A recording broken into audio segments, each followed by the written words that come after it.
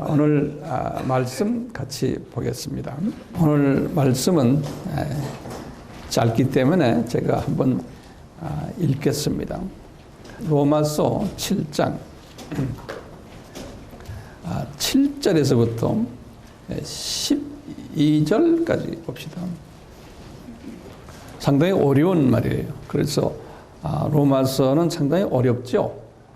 가면서 어려워지는데 이제 8장까지 넘어가면 그 어려움이 약간 좀 수그려졌다가 이제 9장부터 또 어려워져요. 이 로마서는 상당히 어려운데 때가 되어서 지금 주님께서 우리에게 이 로마서를 가르치시는 것 같아요. 자, 제가 7절부터 읽겠습니다. 그러면 우리가 무슨 말을 하겠습니까? 율법이 죄입니까? 결코 그럴 수 없습니다. 율법에 비춰보지 않았다면 나는, 이제 거기 성경에 좀 동그라미 치세요. 이때부터 나라는 단어가 나오기 시작을 해요. 이제 바울 자신을 이제 이야기하는 거예요. 이때까지는 우리는 또는 너희는 이렇게 삼자적인 이야기를 하시다가 이제 지금부터 이제 나라는 바울 자신의 이야기예요. 나는 죄를 알지 못했을 것입니다. 율법이 탐내지 말라고 하지 않았다면 나는 탐심을 알지 못했을 것입니다. 그러나 죄가 계명으로 인해 기회를 타서 내 안에, 여기도 내 안에 각종 탐심을 일으켰습니다. 율법이 없으면 죄는 죽은 것입니다. 전에 율법이 없었을 때는 내가 살아 있었지만 계명이 들어오자 죄는 살아나고 나는 죽었습니다. 생명에 이르게 할 그 계명이 나를 죽음에 이르게 하는 것이 됐습니다. 죄가 계명으로 인해 기회를 타서 나를 속이고 그 계명으로 나를 죽였습니다. 그러므로 율법도 거룩하며 계명도 거룩하고 의롭고 선합니다. 여기까지 말씀이에요. 이렇게 읽으시면 도대체 이게 무슨 말인가 라고 하실 분들이 아마 대부분일 것 같아요. 그래서 이 말씀을 성령님께서 우리에게 잘 조명해 주셔서 이 말씀을 우리가 깨닫고 소화하고 또 이 말씀이 우리를 떠나지 않기를 바랍니다. 지난 시간에 제가 로마서 7장 4절 말씀을 주제로 해서 하나님을 위하여 열매 맺는 자 됩시다. 이렇게 말씀을 했어요. 그 말씀 속에서 이런 말씀을 드렸어요. 우리 모든 크리스찬은 예수님의 신부 후보생들인데, 그런데 진짜 신부로서 열매 맺는 자들은 적다는 거예요. 다시 말하면 공중 혼인잔치에 신부로 참석하는 자들은 적다는 거예요. 그래서 이제 우리 마태복음 22장 14절에서 청함은 받은 자는 많지만 이 택함 받은 자는 적다. 이런 말씀을 예수님이 하신 걸 우리가 인용했어요. 그렇기 때문에 이 열매 맺는 사람들은 요 선택받은 사람들이 열매 맺는 사람들이다 라는 말씀 지난 시간에 우리가 같이 나눴어요. 자, 이제 이 로마서는요, 이 7장 이 7절부터 그냥 읽으면 그게 무슨 뜻인지 우리가 이해가 안 되지만 그걸 자세히 보면은 뭐냐면 이때부터 변화가 있어요. 어떤 변화가 있냐면요, 그 전까지는 6절까지는 수직 계명에 관한 이야기를 쭉 했어요. 원죄에 관한 이야기예요. 원죄, 수직 계명이요. 이 수직 계명은 원죄를 우리에게 깨닫게 하기 위한 계명이라고 보시면 되겠는데, 오늘 지금부터 7절부터는 이제 바울이 같은 율법이라는 단어를 쓰지만 그 율법은 뭐냐면 이제 수평 계명에 관한 율법을 말씀하세요. 무슨 말씀이냐면 원죄를 해결받은 사람들은 이제부터는 성화로 들어가야 된다는 거예요. 성화. 그러니까 예수님을 닮아가는 사람으로. 예. 그렇기 때문에요, 이 성화 문제를 지금부터 다루고 있는 거예요.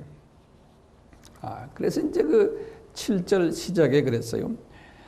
율법이 죄냐? 그럴 때는요, 이때는 이 율법이란 이 율법은 뭐냐면, 뭐라고 그랬어요? 지금부터 이야기하는 율법은 수평계명에 관한 이야기예요. 그래서요, 수평계명이 죄냐? 그러니까 지금 이 죄는 뭐였어요? 원죄를 이야기하는 거예요. 수평계명하고 원죄 또는 사망, 이거와는 관계가 없다, 그런 소리예요. 다시 말하면요, 지금 말하는 이 수평계명은 원죄와 관계가 없다. 예. 그렇기 때문에 이전까지는 율법이 죄라는 단어로서 율법이 표현되는, 이제부터는 아니에요. 그 개념이 달라졌어요. 네. 자, 그렇기 때문에 율법으로 말미암지 않고는 내가 죄를 알지 못하니, 이런 말씀이 거기에 보면 나와요. 다시 말하면요, 바울이 지금 이 7절부터 무슨 생각을 하냐면, 여기 보면 이 시제를 보면 이게 과거형으로 다 되어 있어요. 과거형으로. 그 전까지는 그렇지 않다가요, 갑자기 과거형으로 되어 있어요. 다시 말하면 바울이 이제부터요, 자기 스스로의 자신의 과거 모습을 이제 이야기하기 시작하시는 거예요. 지금부터요. 그래서요, 율법으로 말미암지 않고는 내가 죄를 알지 못하였으니, 이런 말을 지금 시작하는 거예요. 그러면서요, 내가 탐심을 알지 못하였느니라, 이런 식으로 나왔어요. 다시 말하면 이제 수평계명을 통해서 바울 자신이 내가 이 성화되지 못했구나라는 것을 깨닫게 된다는 거예요. 이 죄를 알지 못한 이 죄는 원죄가 아니고요. 이 죄는 뭐냐면 바울 속에 들어있는 쓴뿌리들, 바울 속에 들어있는 사탄의 성품들, 바울이 매일 또 범하는 자범죄들. 이 바울도 똑같았어요. 네. 바울도 우리처럼 그런 문제에 대해서 이길 수 있는 힘이 없었고요. 또 바울도 우리가 똑같이 다메섹에서 예수님을 만나서 크리스찬이 됐을 때는 예수 그리스도의 그 구원의 파워가 그분에 들어와서 법적으로 하나님의 자녀가 된 거지, 이분은 윤리적으로 하나님의 자녀가 그 즉시에 된 것이 아니에요. 그렇죠? 이분도 갖고 있었던 많은 쓴뿌리들, 이 죄들을 그대로 갖고 있었어요. 이 더러운 상품들, 이걸 가지고 있으면서 그때로 예수님을 만난 거예요. 그래서 예수님의 종이 이제 되기 시작한 거예요. 그러니까 바울도 법적인 문제는 해결되었지만 이제 윤리적인 문제가 해결되지 않았기 때문에 지금 이런 말을 하는 거예요. 다시 7절을 제가 봅니다.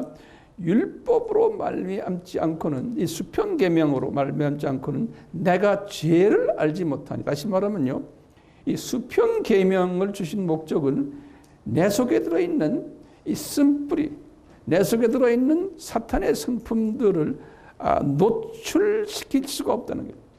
그러니까 이 수평계명이 바울의 이 깔려있는 이 자범죄들, 쓴뿌리들, 이 사탄의 성품들을 이 노출되게 만드는 역할을 이 수평계명이 한다는 거예요. 그러니까 이 계명이 바울에겐 절대적으로 필요하다는 거예요. 그래서 율법으로 말미암지 않고는 내가 죄를 알지 못하였으니, 그 죄라는 말이 뭐였어요? 수평계명이었어요. 자, 그렇기 때문에 이 수평계명을 통해서 나오는 쓴뿌리들, 이런 거지. 곧 율법이, 다시 말하면 이 율법은 수평계명이, 율법이 탐내지 말라 했더니, 탐내지 말라 했더니 뭡니까? 이거는 수평이에요, 수직이에요. 수평계명이에요. 수평계명의 10번째 계명이 출애굽기 20장 17절에 이제 이때부터 수평계명으로 들어간다고 그랬어요. 탐내지 말라는 수평계명이 있는데 그것을 자기가 깨닫지 못하면 내 속에 그 탐내는 마음을 내가 노출시킬 수가 없다는 거예요. 그렇기 때문에 수평계명이 필요해요? 필요 없어요? 필요하다는 거예요. 그러니까 이 수직계명하고 다른 거죠. 수직계명은 원죄 문제. 자, 이제 그렇기 때문에 8절에 들어갔어요. 그러나 죄가 기회를 타서, 이 죄라는 게 뭡니까? 나의 쓴뿌리예요. 나의 더러운 성품들 깔려있는 죄가 기회를 타서 계명으로 말미암아 내 속에서 각각 탐심을 이루었나니. 이 말은 뭐냐면 이때 계명할 때 이것도 딱 이게 보통 우리가 성서에서는 commandments 그런 계명이거든. 근데 대부분 경우에는 복수를 써요. commandments 하고. 그런데 여기 보면 바울은 단수를 썼어요. commandment. 다시 말하면 요즘 수평 계명이에요. 다시 제가 읽어요. 그러나 죄가 기회를 타, 이 쓴뿌리가 내 속에서 쓴뿌리가 기회를 타가지고 계명으로 말미암아 이 수평 계명으로 말미암아 내 속에서 각양 탐심을 이루었나니. 다시 말해 이 탐심을 이루었다는 건 영어로 뭐 노출시켰다니 producing이라는 단어를 썼어요. 다시 말하면 수평 계명이 바울에게 딱 주어지니까 자기 속에 있는 탐심이 노출이 됐다는 거예요. 안 그럴 때 옛날에는 그게 모르고 살았는데. 그렇기 때문에 그 다음에 8절에 이런 말 썼어요. 이는 법이 없으면, 다시 무슨 법이에요? 수평 계명이 없으면 죄라는 말은 쓴뿌리가, 이런 소리예요. 쓴뿌리가 죽은 것임이라. 다시 말하면 쓴뿌리가 죽었다는 말은 쓴뿌리가 죽은 것처럼 내 속 깊이 숨겨져서 노출되지 않는구나, 이런 말이에요. 예. 그러니까 이 수평 계명이 바울에게 임했기 때문에 내 속에서 있는 이 쓴뿌리가 노출이 되기 시작했다는 거예요.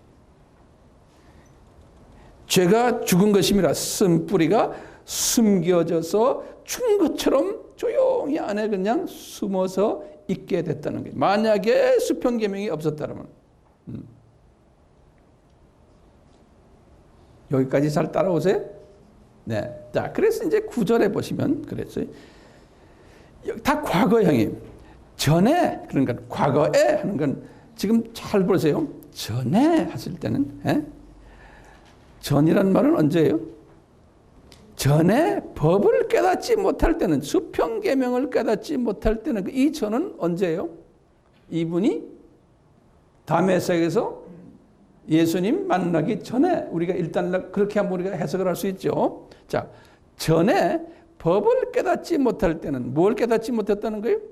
수평 계명을 깨닫지 못했던, 다시 말하면 그리스도인이 아니었을 때는, 이 말은 다시 말하면요, 쓴뿌리가 있는 줄도 모르고 있었을 때는, 이런 말이나 마찬가지예요. 다시 말하면 내 속에 자각 증세가 없었을 때는, 내가 마음이 가난하지 않았을 때는, 이것 때문에 마음이 가난하지, 내가 애통하지 않았을 때는, 이런 말이에요. 내가 법에 깨닫지 못할 때는 내가 살았더니 그랬어요. 내가라는 건 지금 바울이에요. 이 영어로 I was once alive라는 단어를 썼어요. once. 그러니까 그때는 내가 살았다는 거예요. 어떻게 살았냐 보면 바울이 내가 살았다는 건요, 내 속에 쓴 뿌리들이 살아나가지고 내 속에 이 질투심이 가득 차 있었어요. 이분의 삶 속에서 이웃이 조금이라도 잘 되는 걸 보면 눈 뜨고 못 보는 거예요. 이분도. 예? 그분이나 우리나 똑같죠? 그냥 누가 잘 되면은 깎아내려야 돼. 이간질 시켜서, 또는 약점을 노출시켜가지고, 또는 요새 왕따 시키고, 그래서 아주 망하게 만들어 놓는 거예요. 그런 그 더러운 마음이, 이 질투심이 바울에게도 있었던 거예요. 그러니까 누가 잘 되는데 이렇게 좀 망한 거 보면 마음이 꼬시고 기쁘고 시원하죠. 여기 지금 우리한테 있어요, 없어요? 우리도 다 있어요. 나도 있어요. 이거 없다 그러면 이게 도둑놈이요. 우리가 이 속에 쫙 깔려있는 게, 바울도 마찬가지예요. 그러니까 이것은 노출시키는 역할을 누가 해요? 율법이라 그러면 안 돼요. 수평 계명이 해주는 거예요. 이걸 노출시켜주는 게. 바울이 얼마나 교만했어요. 그분은 교만기가 분명히 있었어요. 왜냐? 공부 많이 하고 최고 학교를 나왔고 최고 과문이지, 돈도 많았지. 그러니까 이분이 교만이 있었어요, 없었어요? 깔려 있었던 거예요. 그러니까 그 교만이 스스로 잘난 체 하는 거예요. 그 다음에 교만한 사람들은 자기 의가 강하거든요. 예? 그러니까 다른 사람보다 내가 낫다라고 생각하는 거예요. 그러니까 착각하는 거죠. 거기다 뭐예요? 이 교만한 사람은 자기를 보질 않으니까 자기가 이 들보가 이렇게 큰 들보가 자기 눈에 있는데도 티눈이 있는 사람을 비평하는 그런 사람이에요. 교만한 사람은요. 자기 자신을 못 보는 거예요. 그러니까 교만한 사람은 외식해요. 자기의 이것 선한 모습을 사람들에게 보여주려고 노력을 해요. 외식해요. 이런 모습이 이 속에 바울에게도 깔려 있었던 거예요. 우리에게도 깔려 있고요. 내가 살았더니 이런 말이 그 말이에요. 내가 살아있는 거예요. 이런 모습의 사람이라는 거예요. 근데 이제 9절 후반에 그랬어요. 계명이 이름에, 그러니까 계명이 나에게 다 수편 계명이 나에게 딱 이르니까 그것이 나를 깨닫게 해주면서, 예? 수평 계명을 주신 목적을 내가 깨닫게 되면서 이제는 죄가 살아난다 그랬어요. 죄가 살아난다는 거예요. 다시 말하면 이 내 속에 있는 쓴뿌리가 노출된다는 거예요. 쓴뿌리가. 그러면서 내가 이게 별로 좋은 사람이 아니구나. 내 속에 질투심이 많구나. 교만하구나. 이간질하는 성품이 있구나. 이것이 노출되면서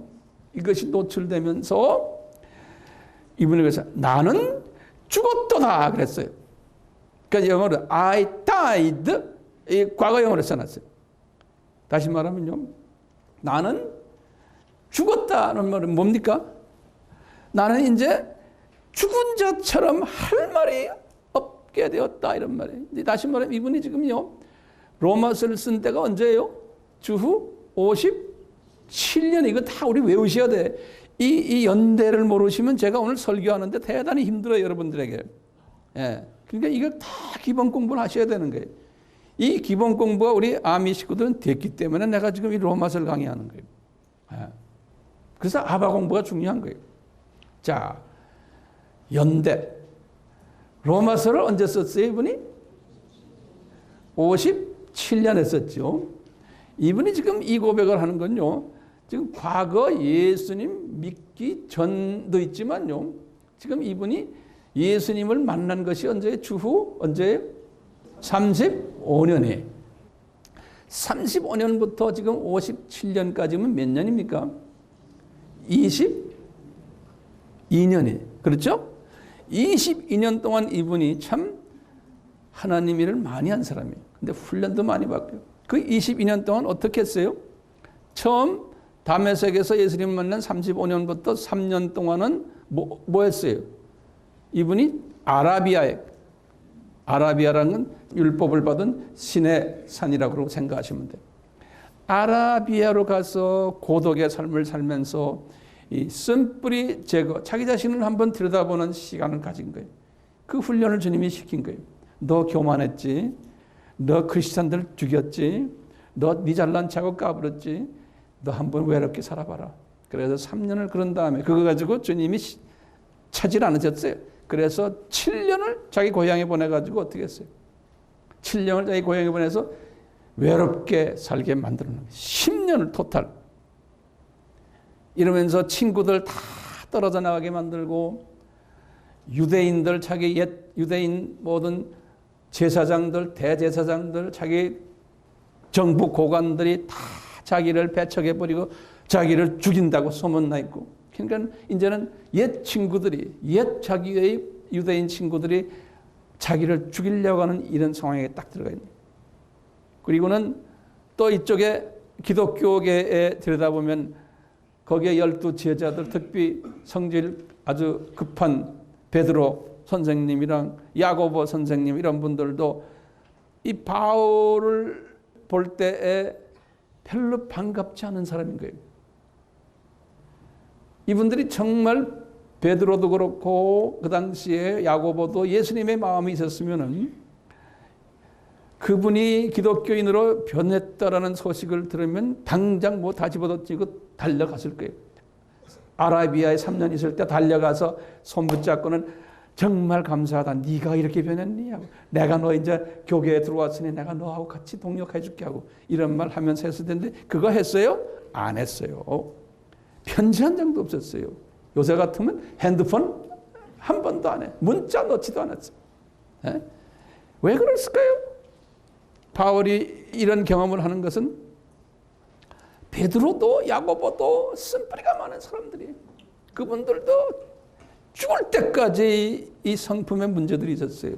그래서 이분들은 바울 생각만 하면 그냥 이빨을 가는 거예요. 왜요? 우리가 예루살렘 교회를 개척해 놓고 교인이 적어도 15,000, 2만 명이 됐는데 이놈의 새끼가 말이야. 미안합니다. 이런 말 썼어요. 예? 우리 교회를 다 흐트러 버렸어. 우리 사랑하는 스테반 집사 이놈이 다 죽이고 그리고는 우리 교회를 다 흐트러버린 장본인이 저놈의 새끼야 그러는 거예요. 근데 저기 예수 믿게 됐다고? 밥맛 없네? 우리 같으면 이런 식의 사고를 가진 이 베드로와 야고보예요. 그것을 어떻게 알아요? 바울에게 찾아가질 않는 거예요. 가서 야 웰컴 하질 않는 게 바울이 다 느끼는 게 야 저 사람들 나를 별로 안 좋아하는구나. 그러니까 이게 하나님이 다 이제 그렇게 하신 거겠죠. 그러니까 이분이 완전히 홀로 된 사람이었어요. 그러니까 속으로 뭐 예전에 쓴뿌리도 좀 있었지만 쓴뿌리가 또 생긴 거죠. 네? 예수를 믿건 쓴뿌리가 또 생겼어요. 이런 상황이 처음 10년 했어요. 예수님을 만나고. 그 다음 이제 이분이요. 이제 쭉 가다가 이제 그 다음에 이제 나머지 12년도요. 그분의 편지를 쭉 보면 우리 좀 이따가 보겠지만요. 이분의 그 마음이 편치 못함을 이분들을 향한 이런 거 우리가 볼 수가 있어요. 그러니까 이분은요. 지금 57년에 지금 22년을 이 쓴뿌리로 갈등을 하면서 지금 쓰는 거예요. 57년에 로마서를요. 그 로마서를 쓰시면서 그런 게 내가 많이 죄가 살아나는 게 수평계명을 생각할 때마다 그걸 내가 묵상할 때마다 내 속에 있는 쓴뿌리가 살아나고 그러면서 나는 죽는다. 다시 말하면 나는 할 말이 없어진다. 왜? 내 속에 아직도 이런 더러운 놈들이 있다는 것을. 예. 이런 고백을 지금 이분이 지금 오늘 로마서 7장에서 좀 하는 거예요. 그 10절에 이제 보시면 그래요. 생명에 이르게 할 그 계명이 다시 말하면 나를 살려주는 그 수평 계명이 내게 대하여 도리어 사망에 이르게 하는 것이 되었도다. 다시 말하면 왜? 수평 계명 때문에 내가 수평 계명을 자꾸 이렇게 묵상할 때마다 이게 내가 죽겠다는 거예요. 네? 왜? 내 속에 아직도 더러운 성품들이 많은데 수평 계명을 보면 그게 나를 자꾸 노출시키는 거예요. 네? 그러니까 내가 예수님 앞에서 죽은 자처럼 될 수밖에 없다는 거예요. 이런 고민을 지금 하는 게 바울이에요. 이 바울의 고민이 우리의 고민이에요. 근데 11절에 그랬어요. 죄가 기회를 타서 이 쓴뿌리가 기회를 타서 계명으로 말미암아 수평 계명으로 말미암아 나를 속이고 그랬어요. 치팅한다고 그랬어요. 그것으로 나를 죽였는지라. 다시 말하면요. 내 속에 있는 이 쓴뿌리 요놈들이 이 수평 계명이 없었을 때는 딱 숨어가지고 내가 가지고 있는 이 더러운 성품들을 숨겨놔가지고 너는 괜찮아. 너는 그래도 괜찮은 사람이야. 네가 이제는 목사 됐잖아. 너 이제 뭐 장로 됐잖아. 선교사 됐잖아. 이러면서 나를 속인다는 거예요. 예. 속임을 당한다는 거예요. 그러니까 우리는 이 계명이 꼭 필요하다는 거예요. 그랬는데 이분이요. 결론으로 말씀하는 게 이제 12절 오늘 말씀의 제목이에요. 이로보건대 다시 말하면 영어로는 so then 한국말은 그래서 하는 거예요. 잠정적인 결론. 그래서 이제 로마 교인들에게 이런 말을 하는 게 율법도 거룩하며 이때 율법은 뭐냐면 수직계명이에요. 율법도 거룩하며 그 다음에 계명도 하면서 율법과 계명을 달리 써놨어요. 계명도 단수로 써놨는데 이것이 뭐냐? 요거는 수평 계명이에요. 지금 바울이 지금 말하는 이 수평 계명을 오늘 강조하는 거예요. 그러니까 수평 계명도 거룩하며 의로우며 선하도다 이렇게 결론을 했어요. 그러면서 그거는 현재형으로 써놨어요. The law is holy. The commandment is holy and righteous and good. 이렇게 현재형으로 써놨어요. 자, 이 수직계명이 거룩한 건 알아요. 수직계명을 통해서 우리가 거룩하게 된 거예요. 바울도 거룩하게 됐어요. 다시 말하면 수직계명을 통해서 내가 원죄를 깨닫게 됐고요. 수직계명을 통해서 예수님이 십자가에서 나와 바울과 우리가 가지고 있는 원죄를 십자가에서 도말시켰다는 것도 우리가 수직계명을 통해서 깨닫게 된 거예요. 그리고는 수직계명을 통해서 바울도 우리도 예수님이 우리의 신랑이 됐다는 걸 우리가 깨닫아. 수직계명을 통해서. 그래서 수직계명을 통해서 우리가 법적 의인이 됐다는 것 우리가 다 깨달았어요. 문제는 이제 수평계명. 이제 바울이 그래. 수평계명도 요 세 가지를 우리에게 준다는 거예요. 첫째 뭐냐? 거룩하게 해주며, 둘째는 의롭게 해주며 선하게 해준다는 거예요. 이게 무슨 말인가 하면요. 이 거룩하게 우리를 거룩한 사람이 되도록 이 수평계명이 도와준다는 거예요. 이 말은 수평계명을 통해서 이 나의 쓴뿌리가 노출되고 이제 노출만이 아니고 이것이 이제 제거되도록 다시 말해 수평계명을 통해서 내가 점점 더 나의 연약함이 이제 깨닫게 되면서 내가 이제 겸손해지도록 만들어주는 일을 수평계명이 해준다는 거예요. 그런 의미에서 나를 거룩하게 만들어준다는 거예요. 그래서 우리가 이제 마음이 가난하게 되고 우리 팔복에 나오잖아요. 이 수평계명을 통해서 내가 마음이 가난하게 되고 애통한 사람이 되고 온유한 사람 만들어주고 말씀에 배고파하는 사람, 성령에 목말라하는 사람, 이런 사람이 되도록 수평계명이 나를 그렇게 자꾸 이끌어주는 거예요. 그 결과로 내가 이제 이렇게 하다 보면은 긍휼한 마음을 가지게 되고, 그러니까 모든 사람을 항상 내가 긍휼한 마음으로 보게 되고, 내가 이제 마음이 더 순수해지고, 그래서 영의 눈이 점점 더 떠들게 되고, 그러면서 내가 이 수직계명을 더 내가 순종하는, 수평계명에 더 순종하는, 화평케 하는 자라는 소리, 그런 소리. 예. 수직계명과 수평계명을 더 내가 사랑하게 되고, 그러면서 주님이 우리에게 핍박을 또 허락하게 하셔서 내가 점점 더 순수하게지면서 상을 받게 되는 그러한 사람이 된다는 의미예요. 그러니까 이 수평계명의 첫째 오늘 바울의 말씀이 나를 거룩하게 만든다는 거예요. 그리고는 두 번째는 나를 의로워지도록 또 만든다는 거예요.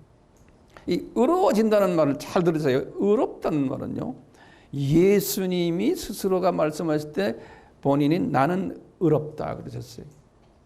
righteous. 예. 다시 말하면 의로운 자는 예수님이에요. 그러니까 의로운 자가 되도록 우리가 예수님을 닮아간다는 말이에요. 이 수평계명을 우리가 자꾸 묵상하고 그 수평계명을 따라서 순종하다 보면 예수님을 닮아가는 자가 된다는 거예요. 그러니까 우리에게는 상당히 도움되는, 우리에게 필요한 계명이, 수평계명이. 세 번째로 바울이 그러는 게 이 수평계명은 우리를 선한 자로 만든다는 거예요. 선한 자. 우리를 선한 자로 만든다. Good person. 그런데요, 성서에서는 이게 선한 자 할 때 예수님께서 하시는 말씀, 나는 선한 목자다. I'm a good shepherd. 그랬어요.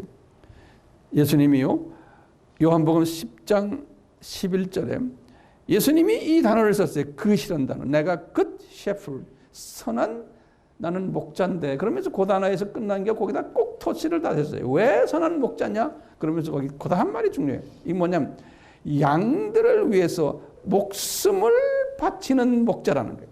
근데 싹큰 목자는 그렇지 않다는 거예요. 다시 말하면요, 이 선한 목자, 이 끝이란 단어가 뭐 있냐면 양들을 위해서 목숨을 바치는 그런 사람에게 해당되는 단어가 끝. 그러니까 우리가 이제 바울도 마찬가지인데 바울도 이제는 점점 쓴뿌리를 없애면서 이 수평 계명을 통해서 자기가 이 쓴뿌리의 있음을 노출시키면서 어디까지 가느냐? 선한 목자까지. 자기가 이제 순교자가 되는 때까지 예수님을 닮아가면서. 그래서 우리 모두가 이 순교자의 반열까지 가는 그러한 사람이 되면 얼마나 좋겠어요? 딴 나라 가면 이 이야기하면 다 아멘 하는데 우리는 안 해요. 이게 제일 복 있는 자리인데. 네. 우리 아미 식구들은 뭐 예전에 제가 한번 여쭤보니까 다 순교자가 되시려고 그러더라고요. 그러니까 얼마나 감사한지 모르겠어요. 뭐 예외는 있지만요. 자, 그러면 이제 한번 봅시다. 우리라는 건 하나님의 자녀들이에요. 우리 하나님의 자녀들에게 꼭 필요한 두 계명이 있어요. 그게 뭐냐? 수직 계명과 수평 계명이죠. 그렇죠? 자, 그러면 우리 한번 질문해 봅시다. 이 수직 계명이 필요한 이유가 뭘까요? 이 이유는 간단하게 한마디로 하면 이 수직 계명을 통해서 하나님이 우리에게 창조의 목적이 무언지를 깨닫게 해주기 위해서. 그리고는 너희들 피조물인 우상 섬기지 말아라. 그러니까 우상 섬기는 자를 싫어한다는 것을 가르쳐주기 위해서. 이것이 하나님의 마음이라는 것을 가르쳐주기 위해서입니다. 그러니까 이 수직 계명을 통해서 우리 원죄를 노출시켜주기 때문에 그러는 거죠. 그러면서 이 수직 계명을 통해서 예수님의 필요성을 노출시키는. 그리고는 이 수직 계명을 통해서 예수님이 십자가에서 이 원죄를 부셔버렸다라는 걸 가르쳐주기 위해서 아닙니까? 근데 우리가 거기에 연합돼가지고 우리도 우리의 원죄가 십자가에서 예수님과 함께 연합돼서 부셔졌다. 그래서 우리는 하나님의 자녀가 됐다. 이것을 가르쳐주기 위해서 수직 계명을 주신 거죠.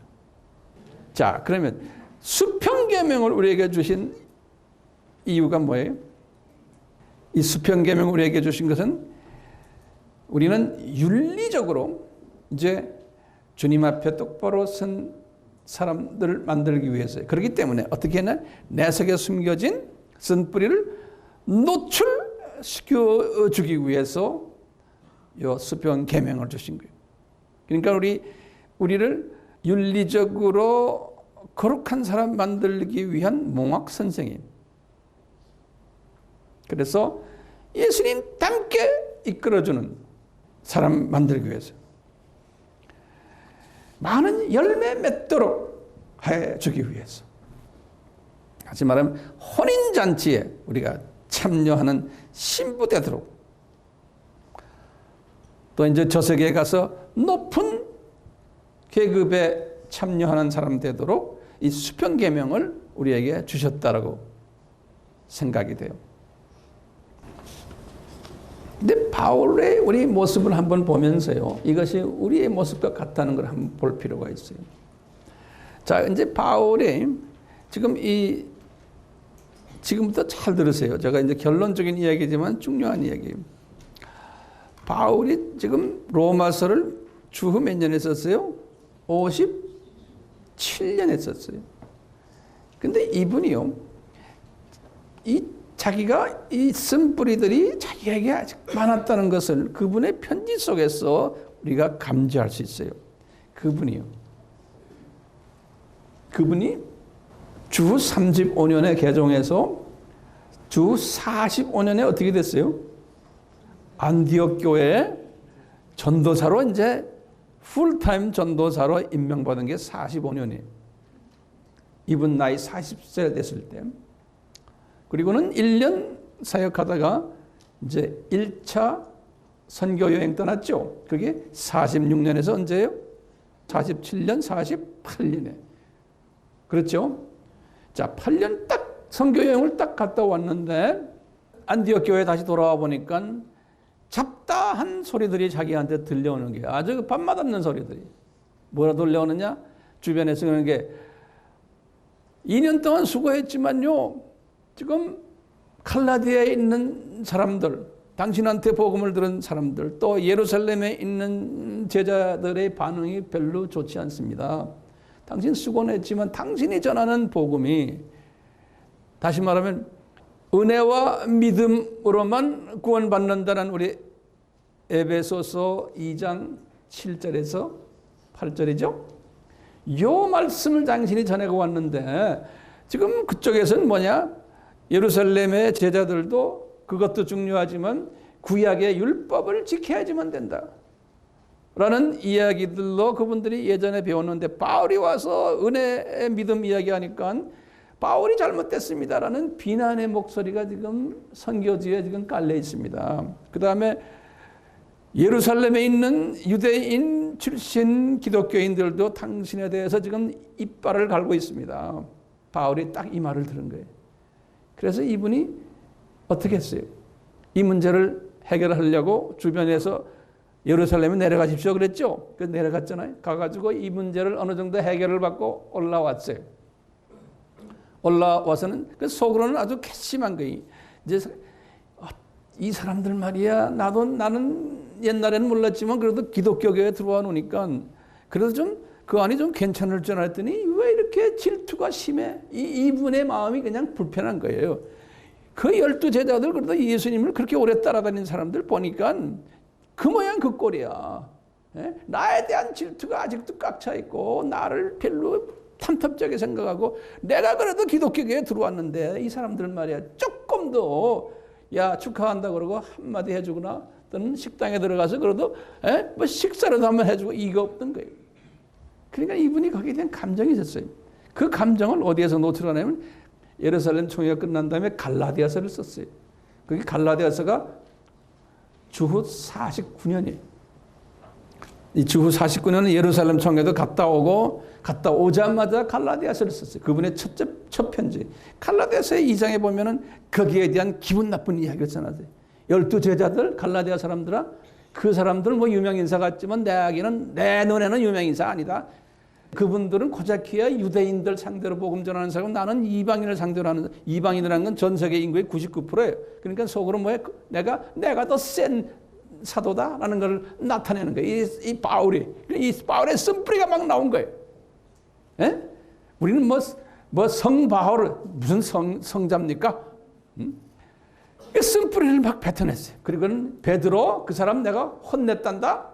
예? 바나바, 너 그 사람도 내가 혼냈단다. 이러면서 그냥 나오는 이야기가 그 유명한 뭐예요? 갈라디아서 2장 이야기예요.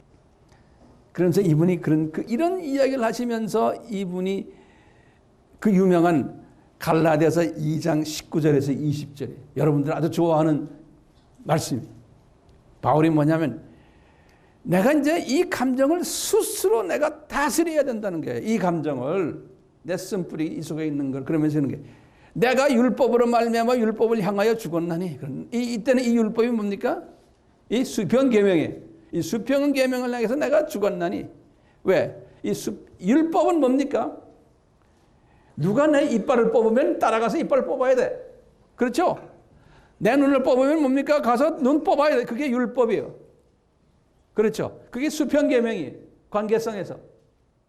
그런데 이분이 그런 게 내가 과거에는 그런 사람이었지만 내가 지금 화가 어느 정도 나 있지만 그 사람들에게 내가 이렇게 안 하겠다네. 그러면서 뭐냐면 그 유명한 20절에 갈라디아 2장 20절에 내가 바울의 내 성품이 그리스도와 함께 십자가에서 나는 못 박혔다는 거예요.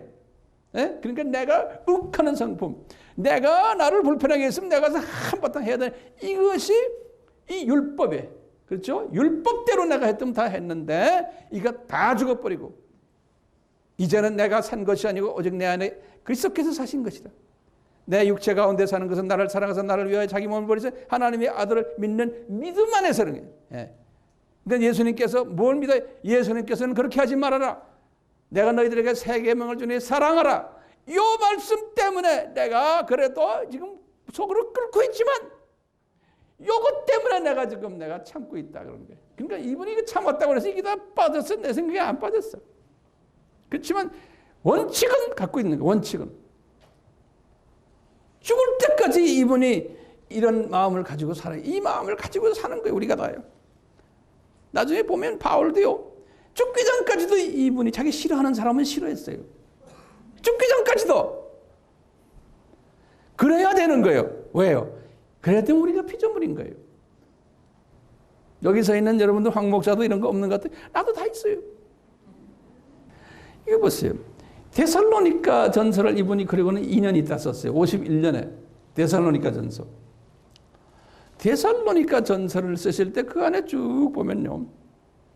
이 데살로니가를 이분이 2차 여행 때 데살로니가에 가가지고 교회를 세웠거든요. 교회 세워서 그곳에 이제 유대인들도 기독교인이 좀 되고 이방인들도 기독교인이 돼가지고 이분들에게 이제 기본적인 복음을 가르쳤어요.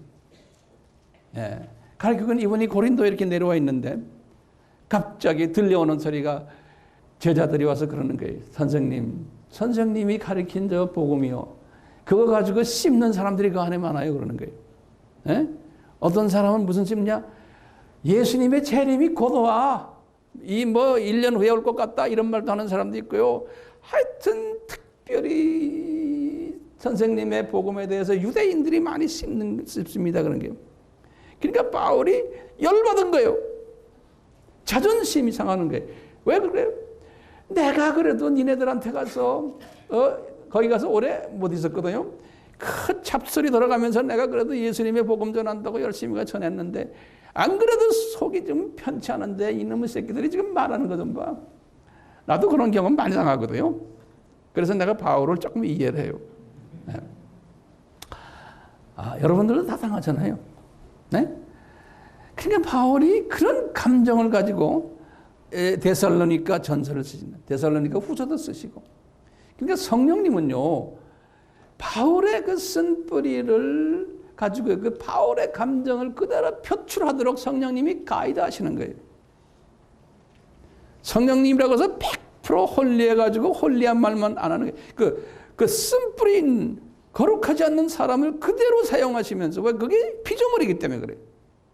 그래서 그게 성경이에요, 성경. 예. 성경이 되니까 이분이 이제 이야기하는데요. 항상 바울이 이 감정이 있으면서 편지를 그분의 편지가 대부분 다 그런데요. 그러니까 그 성령님이 이분의 마음을 다스리는 거예요.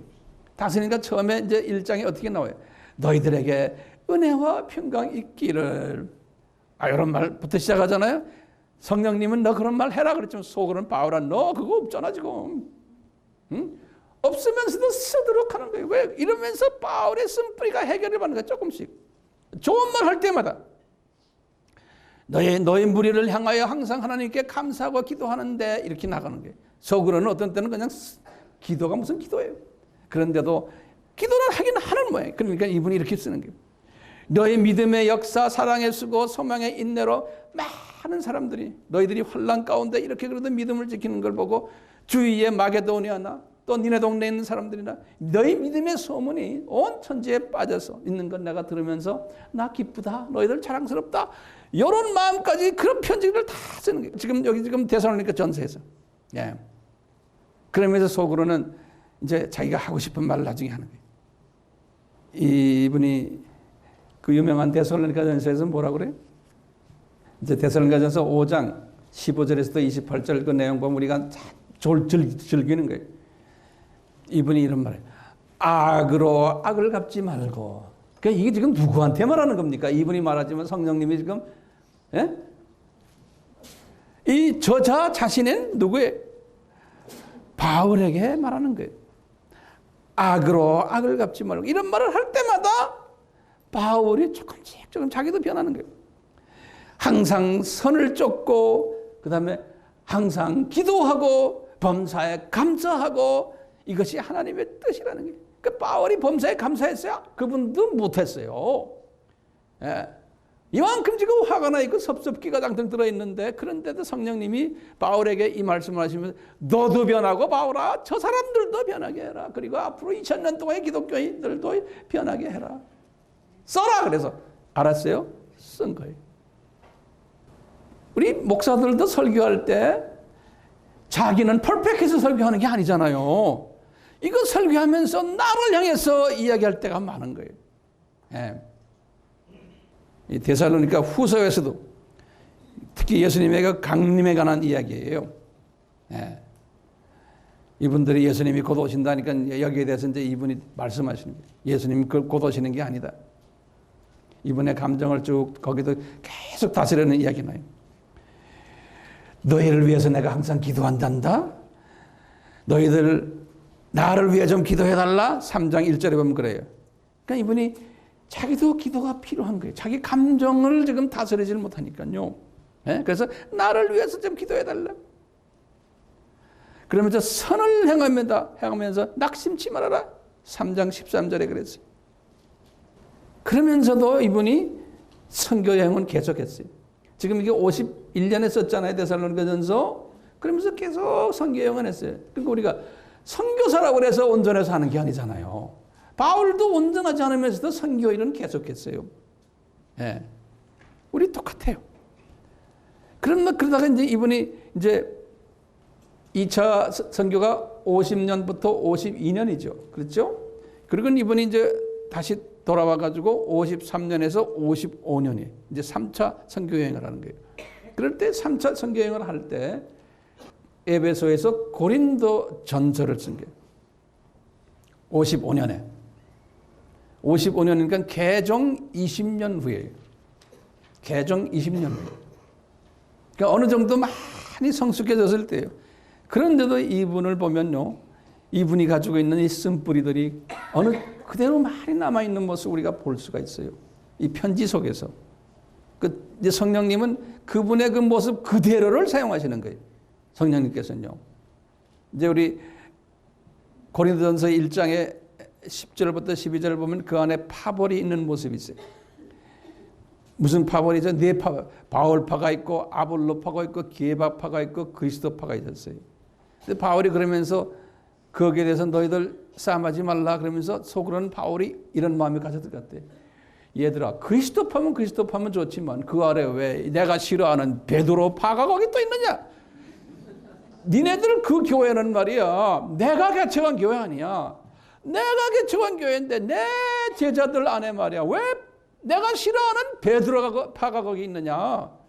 그 다음에 그 아볼로파는 왜 있느냐? 그 아볼로라는 사람은 복음, 쪼가리 복음을 알던 사람이야. 그래서 내 제자가 내 브리스길라 아굴라가 그 사람 제대로 복음 가르친다고 해서 내 제자가 그 사람을 복음을 가르친 사람이야. 근데 어떻게 니네들이 영적으로 보면 내 손자 아들이야. 근데 어떻게 너희들이 그 사람을 좋아하는 그룹이 그 안에 그렇게 많으냐? 이 질투심이 쫙 들어가는 거예요. 예? 그래서 이제 고린도 전서를 보면 고린도 전서 1장, 2장, 3장, 4장까지는요. 뭐가 나오는지 아세요? 아볼로에 대한 이야기를 계속 말해요. 그래서 아볼로는 나중에 나는 뿌렸고 아볼로는 물 주고 뭐 그런 이야기 여러분들 아시죠? 네? 그게 기분 좋아서 하는 소리가 아니에요. 네. 바울이 가지고 있는요. 이 자기 자존심과 이 쓴뿌리가 계속 깔려 있었어요. 예수님을 만나고 20년이 됐는데도 그리고는 엄청난 일들을 많이 하고 교회 개척도 하고 그동안에 편지 쓴 것만 해도 이 거룩한 편지 쓴 것만 해도 뭘 썼어요? 지금 보세요. 처음에 뭘 썼어요? 갈라디아서, 그 다음에 데살로니가 전후서 3장의 편지까지 쓴 분인데 그 이분의 감정이 거기 쭉 나와요. 특히 이제 고린도전서 9장 같은 데는요 아주 심한 감정이 거기 있어요. 이 9장에는 이 고린도 교회가 어떻게 했냐면 이분들이 자기를 씹는 이야기들이 들려오는 거예요. 이런 말 해서 죄송합니다. 이게 좀 정난하게 제가 말해야지만 더 이해가 쉬울 것 같아서 그래요. 어떻게 이분에 대해서 말하느냐? 교인들 중에서 우리가 준 헌금을 가지고 바울이 자기 부인과 같이, 거기 보면 부인과 같이라고 그랬어요. 예? 여행을 마음대로 다닌다는 거예요. 그래서 바울이 말하잖아요. 내가 너희들 돈 쓴 것도 없고 내가 너희들 도시에 있어서 너희들과 같이 있을 때 내가 따블따블 뛰면서 내가 스스로 돈을 벌어가지고 했다. 이런 말을 하는 거예요. 그러면서 너희들 말이야 해도 너무한다. 예? 내가 니네들 돈 하나도 안 썼다 하면서 막 그냥 말하는 게 고린도전서 9장에. 내가 그렇게 안 한 이유가 뭔지, 내가 이렇게 해야지만 내가 면류관을 받기 때문에 그렇다는 말도 쭉 나와요. 이분의 그 자기 이야기를 하면서, 그러면서 이분의 그 감정이 말이죠, 그 편지 속에서 노출되는 거예요. 그 쓴뿌리가 당연한 거예요. 노출되면서 성령님께서 이제 이분에게 뭘 줬어요? 고린도전서 13장을 준 거예요. 그러니까 성령님께서 지금 바울에게 주신 말씀이 13장 사랑장이에요. 예. 바울아, 오래 참아라. 물에 앵치 말아라. 모든 것은 믿고 모든 것을 바라고. 이 바울이 썼지만 이게 바울을 향해서 쓴 거예요. 그래서 뭐예요? 사랑은 뭐예요? 믿음과 소망과 사랑, 그 중에 제일은 사랑이라. 이렇게 써. 고린도 후서도 보면은 똑같이 55년에 썼는데도 특별히 7장 1절에 보면 이 내 사랑하는 자들아 이렇게 말로요. 실은 속으로 사랑하지도 않으시면서. 응? 이게 지금요. 응? 여기 보면 너희들 다 온전해져라 온전해져라 이런 말씀을 쭉 고린도후서에서 쓰는 거예요. 자, 이런 모습을 보면서요. 주님께서 우리 바울을 조금씩 쓴뿌리를 적어야 주면서 이렇게 성숙시킨 것을 우리가 볼 수 있어요. 이게 남의 이야기 아니잖아요. 우리 모두의 이야기예요. 예수님께서 그렇기 때문에 성만찬 때 제자들의 이 모습을 쳐다보면서 얘들아 내가 너희들에게 새 계명을 주겠다는 게, 이 새 계명은 뭡니까? 어느 계명이에요? 수평 계명인 거예요. 이 새 계명은 이 수평 계명을 줄 테니 서로 아가페 사랑해라. 우리가 아가페 사랑할 수 있어요? 이 제자들도 못했어요. 그런데요, 지금 오늘 말씀드린 이 하나님의 원칙을 알면요, 다시 말하면요, 누구나 다가 하나님의 자녀들은 쓴뿌리를 조금씩 제거해 가면서 죽을 때까지 이 문제를 안고 간다는 이것을 알 때는 내가 A라는 사람, B라는 사람, 내가 아가페 사랑 할 수가 있는 거예요. 그렇죠? 그대로 안아주는 거예요. 있는 그대로. 저 사람 지금 어디가 부족해? 이제 지금 과정이구나. 예? 그것을 깨달을 때는 안아줄 수 있는 거예요. 요 과정이 우리가 다 과정 속에 있다는 것을 아는 것이 엄청난 지혜를 잡은 거예요. 엄청난 지혜를. 예. 그러니까 남을 우리가 정죄할 수 있는 입이 안 나오는 거예요. 저분 지금 이 과정에 있구나. 또 어떤 분은 넘버원으로, 대부분의 사람들은 넘버원 믿음을 가지고 가잖아요. 넘버원 믿음 가졌다는 게 무슨 말이에요? 쓴뿌리가 많다는 거예요. 쓴뿌리가 많이 숨겨져 있기 때문에 영의 눈이 어두워진 거예요. 그러니까 그대로 놔두라는 거예요. 왜? 이런 사람이 많아야 되는 거예요. 왜요? 저쪽 동네에 가면 이런 사람이 많아야지만 평민 그룹이 많아야 되니까. 그러니까 우리가 이 넘버원 사람들이 내 눈에 보일 때 쓴뿌리가 많은 사람 내 눈에 보일 때 이건 당연하구나. 그러니까 아가페 사랑을 할 수 있어요, 없어요? 할 수 있는 거예요. 그대로 안아주는 거예요. 왜? 저런 사람 많아야 돼. 그러니까 교회 안에도 문제 인물이 많아야 돼. 시끄럽게 하는 사람 많아야 되는 거예요. 있어야 되는 거예요. 그러니까 그 문제 있는 그대로 그냥 안아주는 거예요. 이게 성숙한 사람이에요. 그러니까 이게 우리가 수평계명, 아가페 사랑을 할 수 있는 거예요. 나중에 요한에게요. 요한이 지금 주 30년에 지금 세 계명을 이야기하는 걸 적었어요. 요한복음 지금 13장 34절 35절에. 그러면서 예수님이 그러죠. 너희들이 이 아가페 사랑을 하는 사람은 내 제자라는 거예요. 사람들이 보면 너희들이 예수님 제자라는 거예요. 다시 말하면 이런 원칙을 알고 모든 사람은 있는 그대로 안아주는 것. 이것은 보통 지혜가 아니에요. 보통 복이 아니에요. 이런 사람이 됐을 때 주변에서 모든 사람, 저 사람 네가 예수의 제자구나 라고 예수님께서 말씀하셨잖아요. 그리고는요, 요한이요. 요한 1서, 요한 2서 서를 썼을 때가 언제냐면 주후 94년이에요. 그러니까 64년 후에요. 95년에 계시록을 썼어요. 그러니까 계시록 쓰기 1, 2년 전에 이제 요한 1서, 2서, 3 이렇게 썼는데 요한 1서 4장 19절, 20절에 보시면요. 그러니까 요한도 많은 업앤다운 경험을 많이 한 후에 이제 주님 안에 가기 직전이에요. 이분이 하시는 말씀이래. 우리가 잘 아는 말씀이래. 이런 걸 우리가 다 생각 안 하고 그냥 요것만 가지고 이야기하면 별난 소리 다 할 수 있어요. 자, 19절에 그랬어요. 우리가 사랑하면 이때 아가페 사랑이에요. 그가 먼저 우리를 사랑하였습니다. 기가 막힌 말이에요. 그러니까 내가 지금 아가페 사랑하는 거는 내가 아가페 사랑을 받았기 때문에 그렇다는 거예요. 그러니까 내 있는 모습 그대로 예수님께서 받아주시고 지금도 계속해서 내 있는 모습 그대로 안아주시는 분이에요. 예. 그렇기 때문에 20절에 그런 게 누구든지 하나님을 사랑하노라 하면서 형제를 미워하면 이는 거짓말하는 자니 형제를 사랑하지 않으면서 하나님을 사랑할 수 없다는 거예요. 이 말을 거꾸로 뒤집어서 말하면 뭐냐면요. 우리가요. 수직계명을 먼저 하면은 그래서 이분이 주시는 이 넓은 시각을 주면은 그냥 수평계명은 가능하다는 거예요. 예. 그러니까 중요한 것은요. 이 수직계명을 하고 이 시각이 하나님의 그 넓은 시각을 가지려면 내 속에 있는 이 쓴뿌리가 없어져야 되는데 이 쓴뿌리는 하루아침에 없어지잖아요. 그렇지만 시각이 쓴뿌리가 조금씩 없어지면서 내가 이제 성화되면서 시각이 하나님의 시각으로 변한 거예요. 다시 말하면요. 사람마다 쓴뿌리가 다 있구나라는 시각이에요. 그리고는 정도의 차이가 있구나. 사람마다 다 있구나. 그런데 넘버원 사람이 더 많으니까 이 성품이 더러운 사람이 더 많구나. 60, 70%의 기독교인 중에서 이걸 우리가 알아야 돼요. 그 다음에 중간 성품인 사람이 넘버2 사람들이죠. 그건 한 20%에 30%예요. 그 다음에 진짜 예수님을 닮아가는 사람들은 많아야 한 10% 전후구나. 이것을 우리가 먼저 알아야 되는 거예요. 이게 수직계명을 통해서 우리가 알 수 있는 거예요. 수평계명을 통해서 알 수 있는 거예요.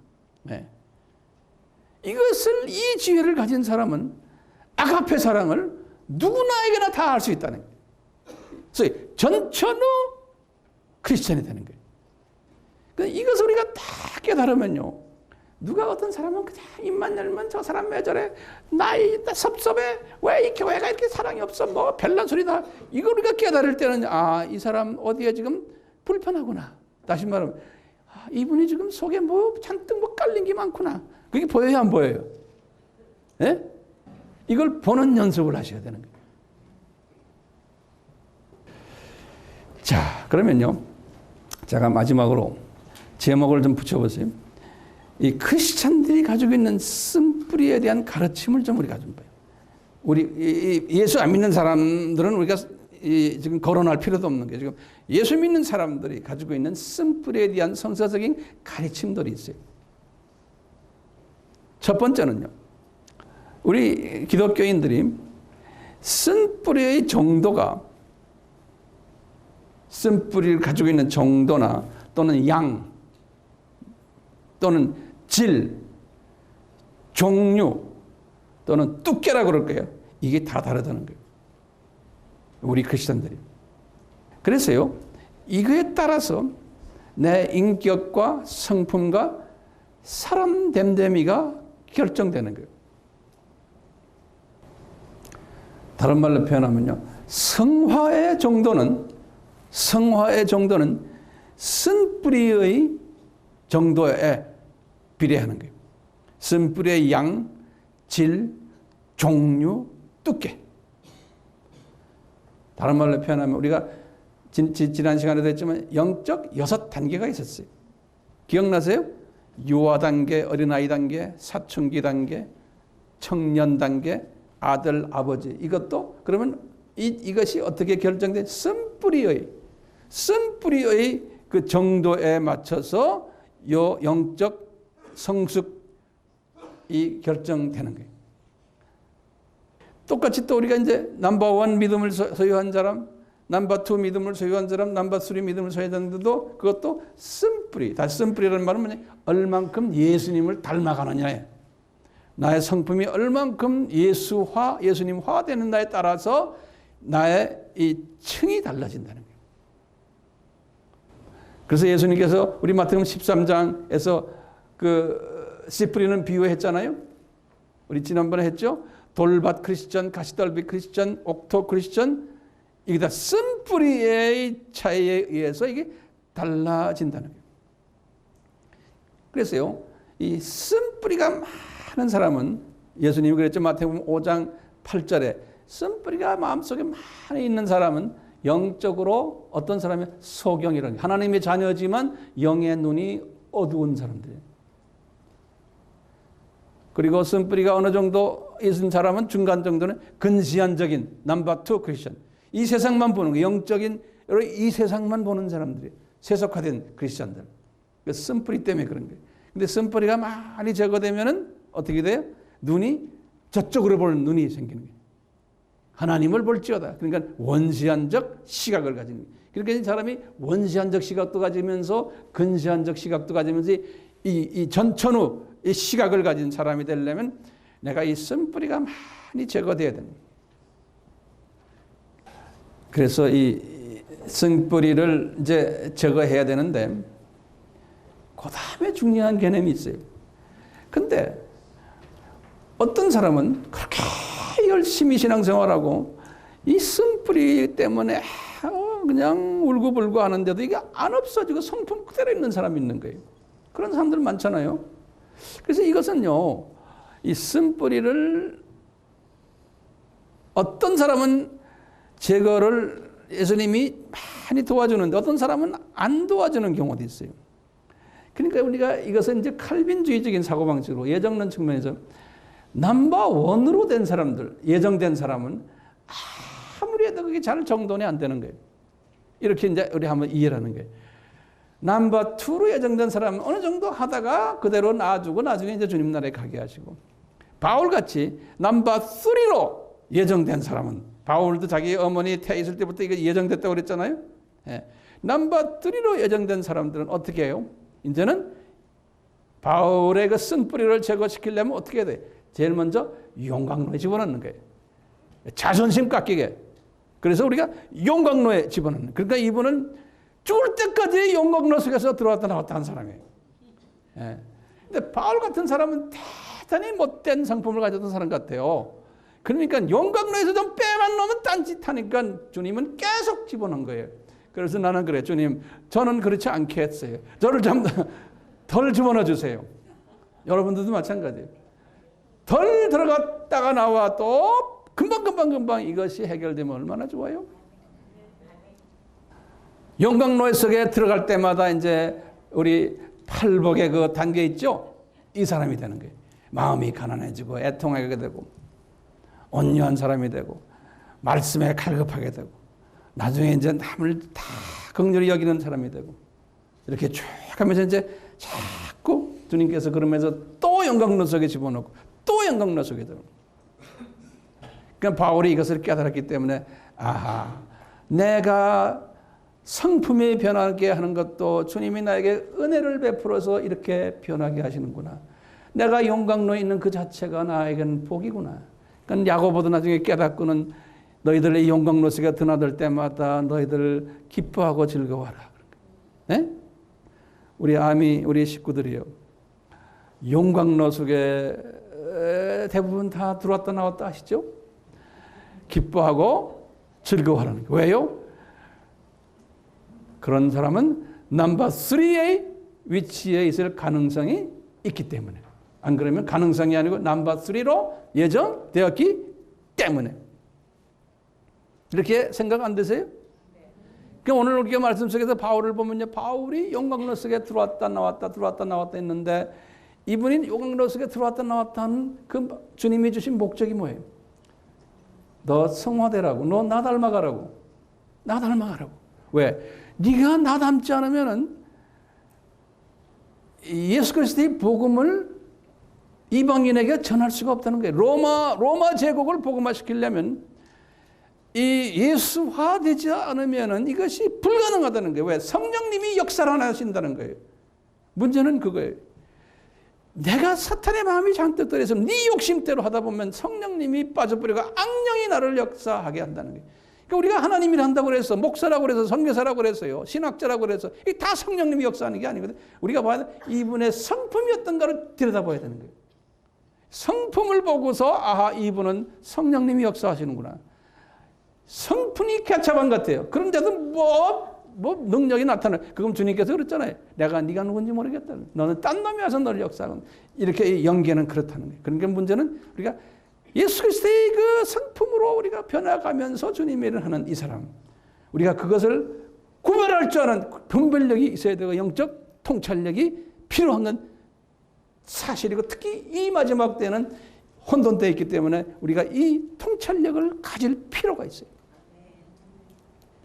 아멘? 그러니까 우리는 궁극적으로 뭡니까? 바울도 그러면서 이분이 예수님을 닮아갔어요. 그래서 이제 다음 시간에 계속하겠지만 바울이 그랬어요. 다음 시간에는 더 심각한 바울의 문제예요.